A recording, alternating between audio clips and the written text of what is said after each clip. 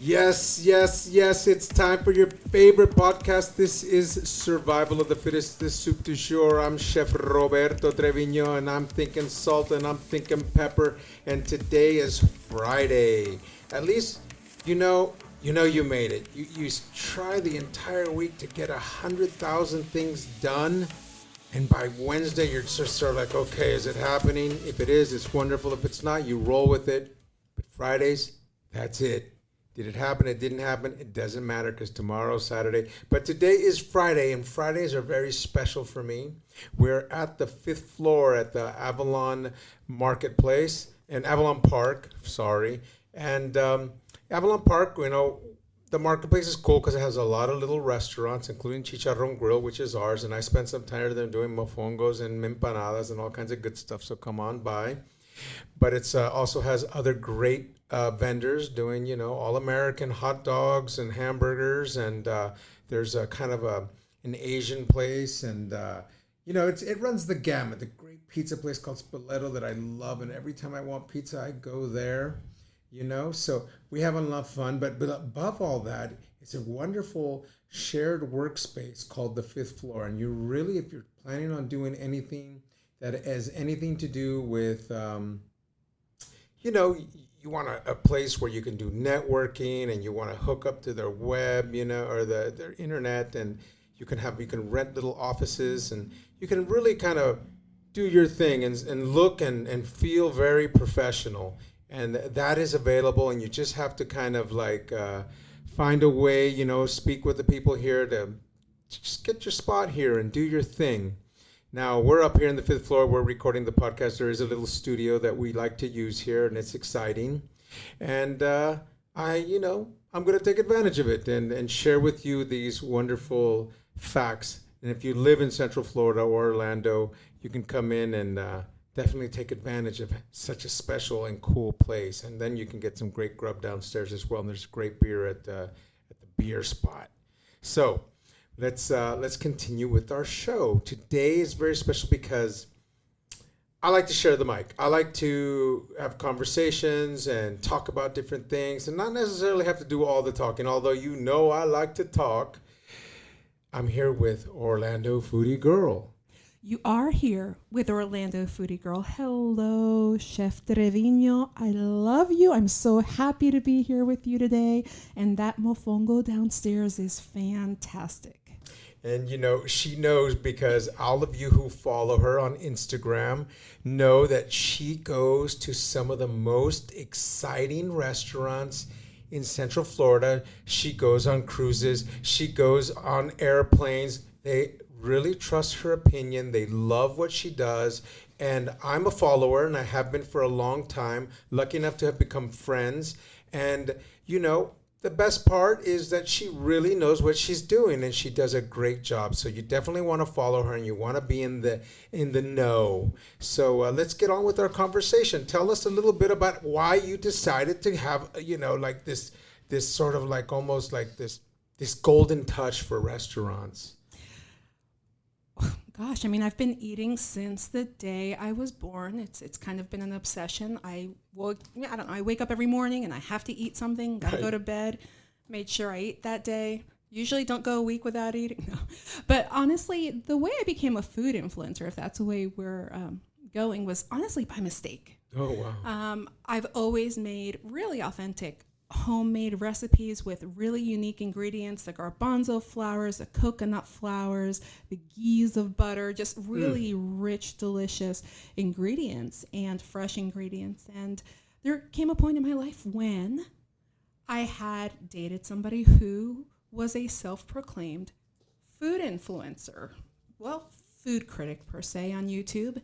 And he had maybe 100 followers on Instagram, so he was big. In his perception, nice. He was big. And so I would take photos and help him out. Well, my background was always cooking these delicious recipes since I was a child. I did a cooking school when I was a little younger. And as an adult, taking photos for this person, he said, put it on Instagram.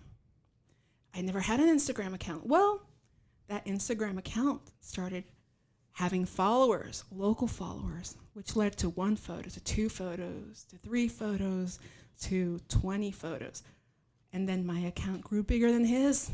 I had 300 followers and he lost it. Wow. It was over. He left me in the middle of a restaurant because who did I think I was to be a food influencer?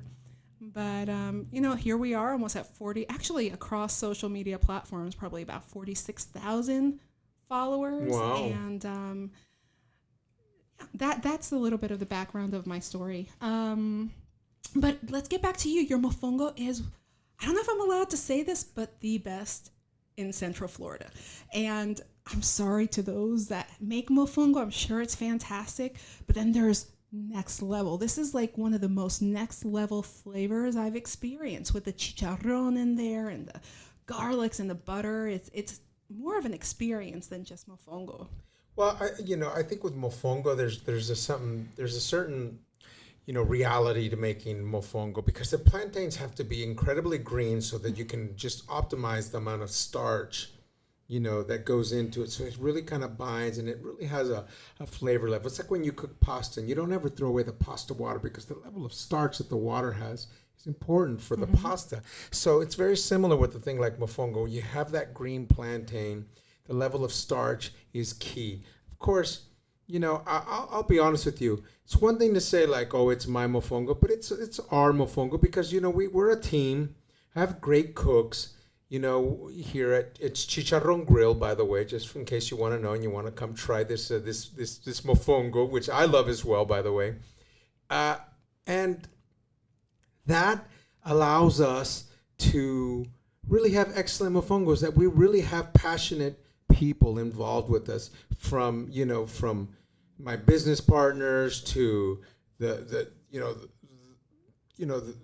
guy who starts cooking in the morning to the guy who making the mofongo for you during service. And I think that's where we score, and I love that. And the butter, it's real butter. Authentic butter. Sí. It's none of that whipped, stuff, the margarine. It's real, like you would get that block of butter. It's thrown in there and melted, and the garlic is fresh and peeled and smashed and then cooked to release those intoxicating flavors. And then the butter mixed together with the right seasonings, and you throw that in the mofongo and mash it up, and it's just so delicious. It's just an incredible, I was in the kitchen watching this being made, and it's even the scents are intoxicating. It's just incredible. So I'm getting hungry again. I think I'm gonna go get another one with bistec, cebollado, with the steak and the onions that you put on top. That's next level. Well, definitely. I think mofongo is one of those things that is so Puerto Rico,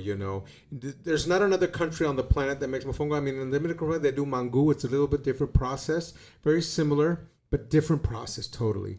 And mofongo is very unique to Puerto Rico. Chicharrón Grill is definitely more of like what I like to call el chinchorreo de Puerto Rico and Orlando, And that has allowed us to say, like, we can do great empanadas. We can have great alcapurrias. We can have, a spectacular mofongo. And I'm a chef. I love to cook. And I think that people who come to dine or when they choose you are in their service. You have to provide for them something exciting and delicious. And I'm so happy that the mofongo, we've been able to achieve it consistently to be just that good. Sometimes you troubleshoot and you say, oh, this is just not right and that's not right. But our mofongo from the get-go was just right. And, it's one of those things, like even in Puerto Rico, if you go to a mofongo restaurant, they do mofongo because they're dedicated to doing mofongo. It's not an easy thing to do. You have to really be on top of your plátanos and your technique. And so in all reality, we have been able to pull it off. And I'm so glad you brought that up because it's something I've always wanted to take. But I hate to toot my own horn. But I'm joking. And we haven't gotten to the empanadas. No, well, those are delicious with your hot sauce. That hot sauce is incredible. I'm not a big hot sauce person. I have a little bit here and there. Your hot sauce, I took home. I put it on everything. I even got so desperate, I toasted bread and put it on top of the bread. I just wanted to experience that hot sauce. I had little veggie sticks, put it on there. No, everything. On top of your empanadas. No, está riquísimo. It's not even just food, it's an experience. No, and that's so good. I mean, because I saw you in the kitchen. You're ripping up those empanadas with that hot sauce. Yeah, I mean, exactly. That's beyond hunger. That's obsession at this point. Guilty, guilty of enjoying the empanadas with that hot sauce. Now, that hot sauce actually originated in Casalola in San Juan, Puerto Rico, where, we just wanted something that said it's so Puerto Rico. So we kind of really give it a base of like a sofrito, and then we just kicked it up with some heat. And of course, it's developed over time, to just be what it is today. There's pineapple juice in there and recao, and it's just so simple, but it's in the most culinary way, simple perfection. Exactly. And that's what I love about that sauce. And now, again, I'm not doing it because I made it. I'm doing it because I enjoy eating it. And ultimately, that's what really kind of I judge whether or not something is good as, do I enjoy eating it, for God's sake? But remember, I told you it's hard for me to say something is perfect. I go to a restaurant every day, sometimes twice a day. I've been to over 600 restaurants here in Central Florida. So for me to say something is perfect is kind of a heavy statement. I do not know of a more perfect I'm stuck on that. A more perfect hot sauce than you created. Nice. To the point that I told you it needs to be bottled. If it doesn't get bottled, I'm going to have a problem because I can't keep driving across town to come pick up this hot sauce. Your hot sauce needs to become branded and out in supermarkets pretty quickly. And I'm not going to wait a year, Chef. I already told you we need to do this now. Well, that's nice to hear because, I'm one to always say, hey, we need to bottle this. And we did get the supermarkets. And it's just, I'm the kind of guy who loves his kitchens. And I kind of want to just keep it in my kitchen. But you might be right. Hopefully we can get it in the market, and for people to take it. Because I really enjoy doing that salsa. And I really enjoy watching people enjoy it. Because it's, it's just one of those things, and people get hooked on it, and that drives me wild. I absolutely love to see that part of it, and I'm a big, I like hot sauce. I'll eat raw chilies all day. I have dry chilies. I like Thai chilies. I like Mexican chilies. I like all chilies, all day chili. So this one is very unique with the pineapple juice and just go on and on with it. It's special. I'm telling you, I do not obsess over hot sauces. I mean, I'll try it. Okay, it's not bad. Some have better flavors.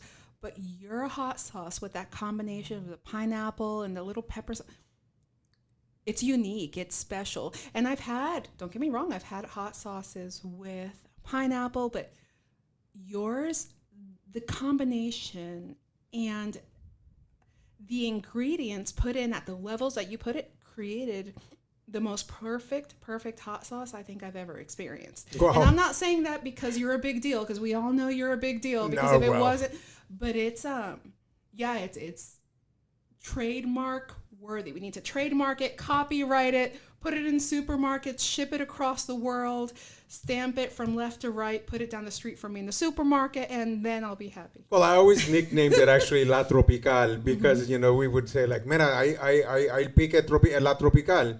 And that sort of became the name. So I wonder if we could actually give it that name, in the supermarkets, because it's it's pretty cool. And I appreciate you saying that, because I absolutely love that hot sauce, and it's one of the secret weapons I have in my repertoire of secret food weapons. You call it El Tropical, I would call it dang good.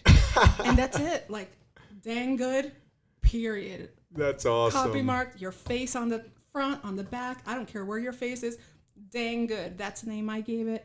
Well, I think a good example of a hot sauce that went wild and became like, it was like what people were calling millennial ketchup was sriracha. And whoever knew that sriracha, being made in, I guess, in Rosemead, California, would become like so world renowned and loved.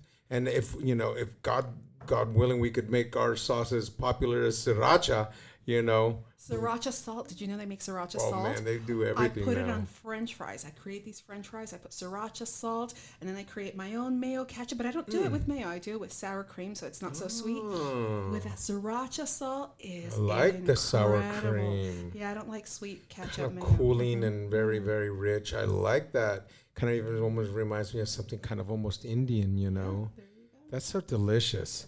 You know, I know you're a good cook, and you know, because I've had your food, and I know that Orlando Foodie Girl actually puts desserts out at El Chicharron Grill. Did you see him on the corner? They're beautiful, and people actually line up and are in awe of how beautiful. She puts them in little pink boxes.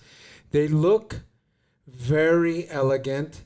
They're kind of like between super rich and delicious dessert and real like pop star. There's a certain like pop twist to them that I absolutely love. Drama. It's a drama. You know, definitely the drama. You know, the pink box and the stacking of them and Candies like and cookies on them. And oh my goodness, right? I just don't do anything basic. To do something basic, I'd rather not do it at all. So when I was creating these desserts, I said, what is something that is different, that's drama, that I've never seen before? And that's what I did.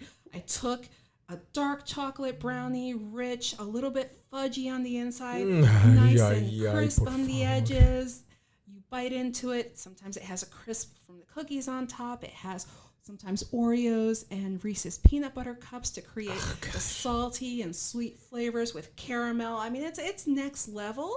But for these people, you see them stand at the edge of your stand drooling over desserts. So I think we did our job. Oh my goodness, are you kidding me? You do beyond that. I actually saw one, you know, I came into the kitchen and I was like, okay, I went out to look at the display and I saw one that had a little chocolate bunny rabbit on top.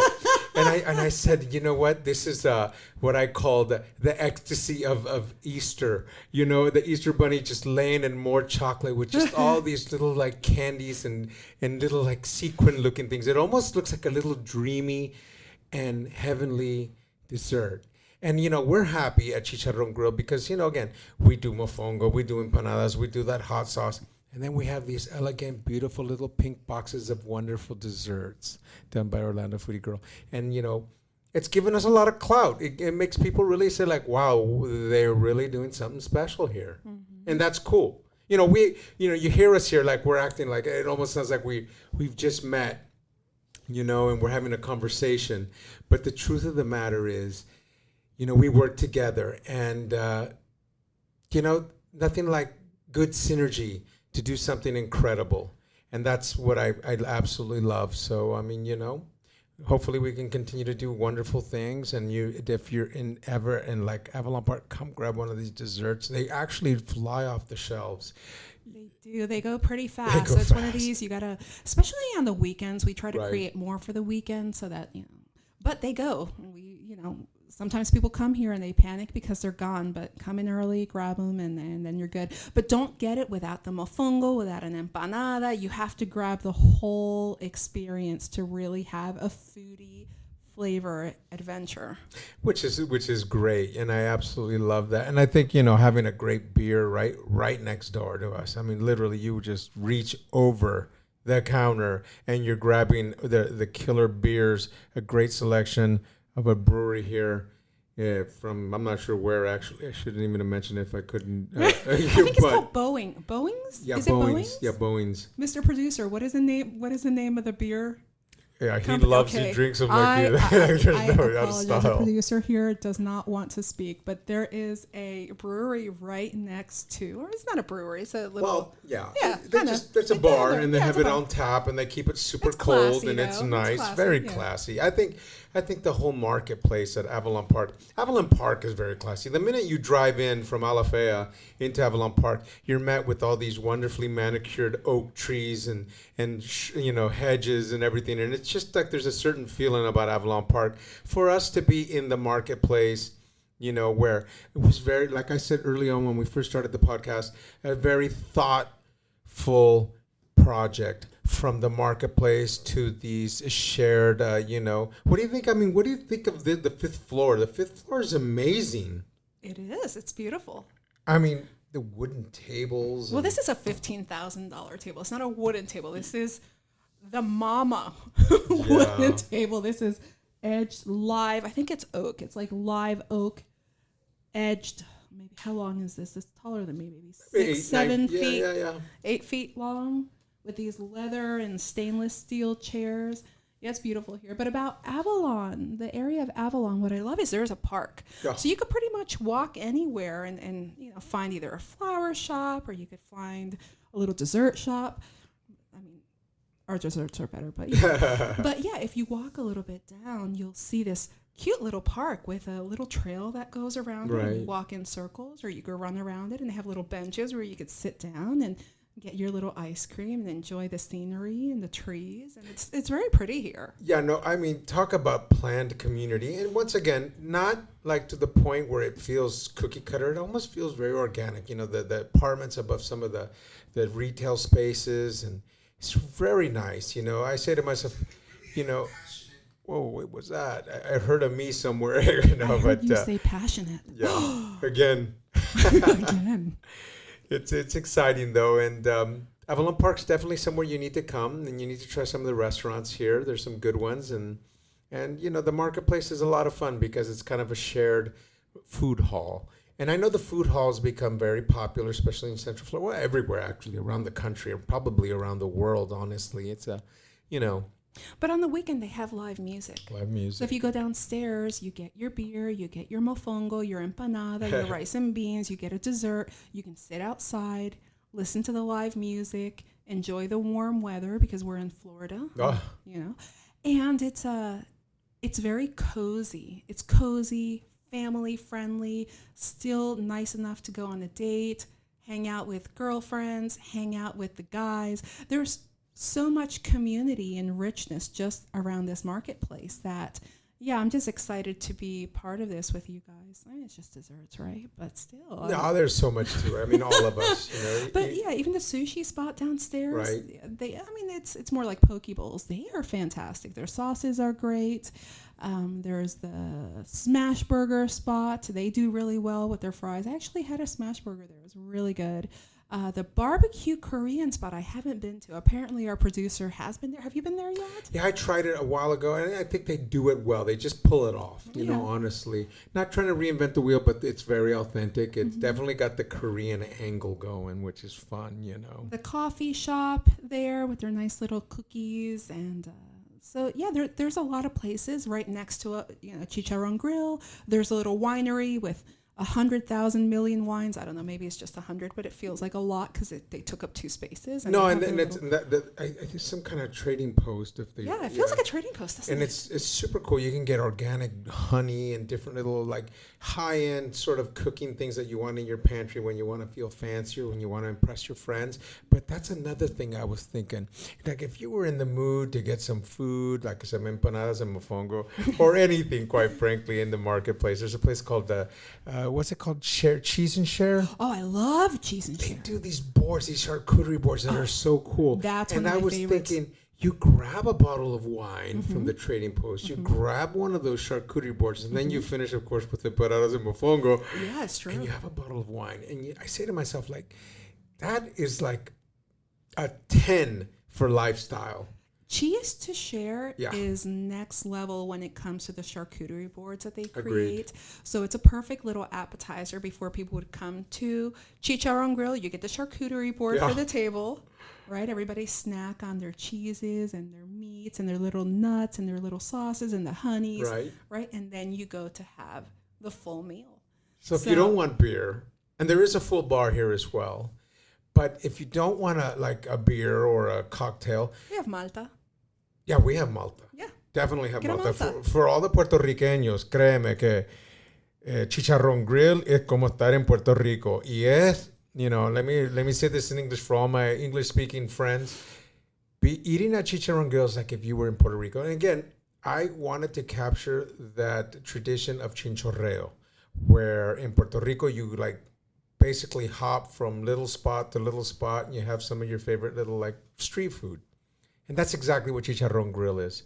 But the marketplace, we have the chinchorreo for you. So you don't have to necessarily be driving everywhere. There's lots of parking here. And it's not like I'm trying to push, Avalon Park, but I've always been so impressed by it. And the fact that we decided to open our first chicharron grill here as a pilot project to then grow it into different areas and possibly into different cities. But Avalon Park is number one, and we are so happy to be here. And like you were saying, the community is so amazing.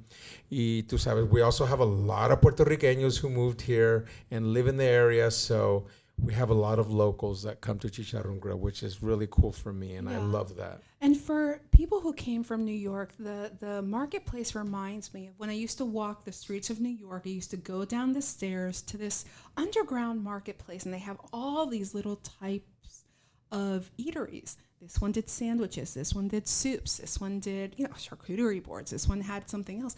It reminds me of being like in one of those little underground marketplaces from New York City, except, we're in Florida. We can't have a basement because if we had a basement, it would be flooded 6 feet down. There's water. So this isn't a lifted up, elevated eatery. But yeah, it's you're making me hungry. I have to go downstairs and eat again. Well, I mean, me too. That's the whole point of this. That's what's so nice about being at the 5th floor in their little, their little studio here where we're recording the podcast today, is that we get to go downstairs and enjoy all the wonderful little food stalls at the Avalon Park Marketplace. So, that definitely put it on your list if you're coming this way. If you're on your way to the Space Coast, from Orlando, make a little pit stop here. We're just off the highway, Avalon Park. So it's very cool, and it's part of just the whole movement in Orlando. And you being Orlando foodie girl and getting around Orlando and really seeing how much food has changed in Orlando, from presentation to actual execution to the entire presentation of a restaurant. I mean, that Orlando is not only becoming a food city, but is just truly embracing it. It's next level in regards to growth. I will tell you, 5 years ago, the scenery of the food and the restaurants has changed.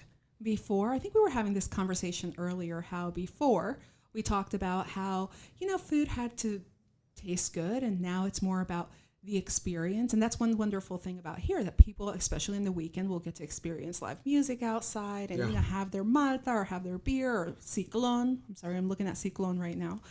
And, good food. But we're talking about restaurants opening up every single week. We have 3, 4, 5, 6 new restaurants every single week popping up. And they know they have to compete. They have to be next level. They have to be special. There has to be something unique. Lucky for Chicharron Grill, they have you and your special touches and your special flavors and your unique touches. But the food scene here in Central Florida is growing. And just when I think I saw it all, something new pops up, and I said, wow, I've never seen that. But I definitely am proud to be part of this food scene. Not to mention that we're seeing restaurants coming from New York City, popular restaurants from New York opening in Winter Park, steakhouses and little eateries, not to mention all the locally kind of homegrown style stuff, because there's also a lot of really exciting ethnic neighborhoods that have produced wonderful restaurants here in Orlando.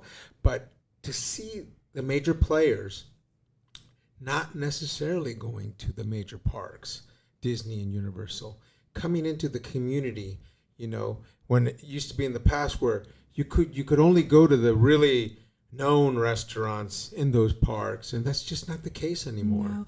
You have names coming into Central Florida that have restaurants in Dubai, in Japan, and then they popped up in Miami, and now they said the next spot is here in Orlando. So Orlando is now being seen throughout the world for having a food scene that you really have to showcase your art as a chef. And so it's interesting to see these names of chefs that have run these really successful restaurants in some of the most elaborate cities for food across the world now wanting to have their name stamped in Central Florida. Well, I think it also comes with the tech business boom that we're seeing in Orlando, quite frankly. I don't want to even say Central Florida because there's a lot to it, but Orlando itself, you know, and I like to include the space because I'm kind of a space head, you know. From here in Orlando, we're so lucky, and I live on the east side of Orlando in Lake Nona, so I'm lucky enough to see when the rockets launch, you And know. I'm on the west side. Does that mean we're like competitors here, east side, west side? Who wears the red shoes? I don't know. Yeah, no, definitely. No, that doesn't happen in Orlando. That's the best part of Orlando. But it is big and it is growing, you know. Where I live in Lake Nona, it's kind of relatively new, you know, with all this. I mean, and it's got huge amount of growth, and it has got so many good restaurants as well. Tabla. Tabla's exciting. I love Tabla's it, by the way. fantastic. The Someone Indian asked me restaurant. what my favorite restaurant in Orlando was the other day, and I told them, you know what my favorite restaurant in Orlando is? Tabla. I love tabla. I love it. It's so good. And Indian because I love food? good Indian Well, food, yeah. you know. I mean, Well, it's a mixed Indian cuisine. It's like Indian, Chinese, Thai mixture. It's primarily Indian, but it's fantastic. They have some beautiful creations, perfect flavors. Tabla is fantastic. everyone always mentions the butter chicken. The butter chicken. I Right. love the butter chicken. Oh my gosh, I could eat that right now. Right, I wouldn't doubt. I'm down for some tabla as well. And Indian food it's one of my favorite cuisines of the world. I think it's exciting. It makes you feel healthy, and it's just one of those things I like to always eat whenever I can. And before there just wasn't that many options, and it seems like now I actually have one in my neighborhood. I know, but what was that fluffy thing? There was a fluffy little bread type puff that they had with all these and I little even said special the sauces. name when we were there before we even got it. I knew it, and I can't so remember delicious. now. We were like ripping them in half and putting in all the little special sauces and just popping them in our mouth, and it was just explosions of flavor from the little puffs. I can't remember. I don't remember Puff what works they're for called. me. Puff works for me. Indian puff. Mini puffs, Indian puffs. Well, you know, I tell you what, definitely get your way here and definitely follow Orlando Foodie Girl. How do we find you?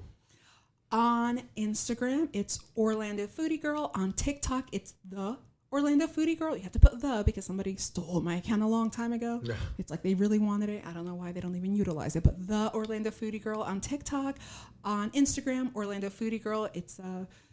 It'll show you the exploding food scene for sure in Central Florida. And you definitely want to follow because not only is it entertaining, you're absolutely beautiful, and you know, that it just such a great Instagram account. Definitely give her a follow.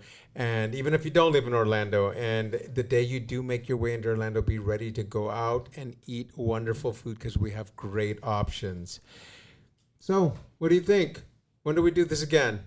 I don't know, but I have to leave. I'm hungry now. All right, I agree. So let's wrap it up. This is Roberto Trevino here again with the wonderful and most just wonderful and experienced food storyteller, the Orlando Foodie Girl.